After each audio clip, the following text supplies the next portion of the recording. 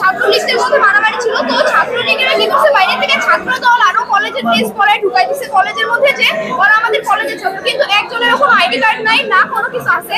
ওরা বাস ঢুকছে, কলেজে ঢুকে মারামারি শুরু করছে। ওরা সাধারণ ছাত্রদেরও বহুত মারছে, অনেক ক্ষতি করছে। এখানে বেশিরভাগ ছাত্ররাই যারা আসছে, অনেকগুলি ছাত্রই সাধারণ ছাত্র, ওরা ছাত্রলীগেরও না, বাইরের থেকে ছাত্র দলগুলি ঢুকছে, বেশিরভাগ ঢুকছে, তাও কলেজ ড্রেস পরে ঢুকছে। ঢুকে কলেজের সাধারণ ছাত্রদের মায়েরা অবস্থা খারাপ করে, অনেকের হাত পা ভাঙা পড়ে আছে, ওদেরকে এখন ট্রিটমেন্ট কে দিবে? আমরা 4 ঘন্টা যাবত কলেজে মারামারি চলতেছে, কলেজে একটা মানুষ নাই। এরকম কেন হবে? এরকম প্রশাসন কি আসছে? শেখ হাসিনা বের হয়েছে এই প্রশাসন আসার জন্য? আমরা 4 ঘন্টা যাবত একটা কোনো প্রশাসন থেকে কোনো সাপোর্ট পাইনি, কিচ্ছু পাইনি। আমরা যখন কলেজ থেকে বাইরে আসছি, ওরা 4টা বাজে গেছে কলেজে আমাদের সাহায্য করতে। কেন গেছে? ওরা কি দেখতে গেছে? কলেজে নৃত্য করতে গেছে ওরা? পুলিশের সামনে পুলিশ প্রিন্সিপাল দুজনে দাঁড়ানো, একটা ছেলের নিচে ফেলে বাইরে ফেলতেছিল, পারলে ছেলে সাথে সাথে অজ্ঞান হয়ে গেছে।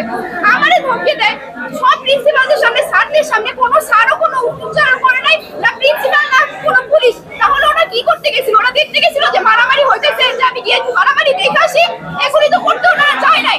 আগে আমাদের উপরে অনেক ধরনের অত্যাচার করছে, ওগুলো এখন আসছে, সেই জন্য আমরা এখন ছাত্ররা ওদের ধরছে। এটা নিয়ে বাইরের ছাত্র দল, ছাত্রলীগ সব একসাথে মারামারি করে সাধারণ ছাত্রদের উপরে হামলা করছে। ছাত্রলীগ আপাতত শেখ হাসিনা যাওয়ার পরে তো ছাত্রলীগ নেমে গেছে, তা ওরা আসছে, আইসে অনেক ছাত্রলীগের মারামারি চলেছে, এখনো অনেক বাহাদুরি করছে। ওরা এখনো করছে, বাইরের থেকে ছাত্র দল ঢুকাইছে, এইসব করছে, তো সেজন্য মারামারি চালাচ্ছে।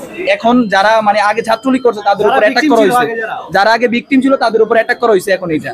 আর এই ক্ষেত্রে আজকের অ্যাটাকের ভিত্তিতে সম্পূর্ণ দায় দেবো আমি পুলিশের উপরে, কারণ পুলিশ থাকা সত্ত্বেও পুলিশের উপরে যা মারামারি করছে, কেউ একটা পুলিশ বিরাতে পারে নাই।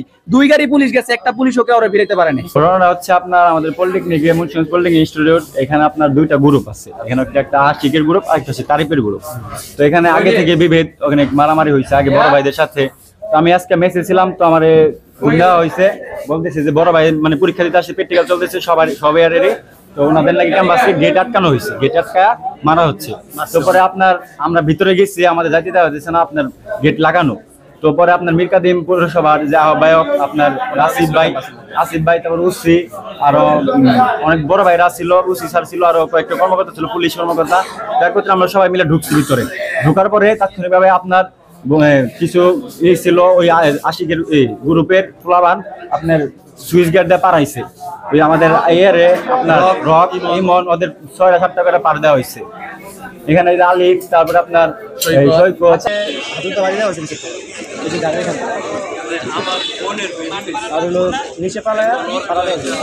এখন ছাত্রলীগ ব্যবসা আপনার যেটা ফার্স্টে বললাম, কিছু প্রবলেম আছে, বাধ্যতা হয়েছে ছাত্রলীগ করছে।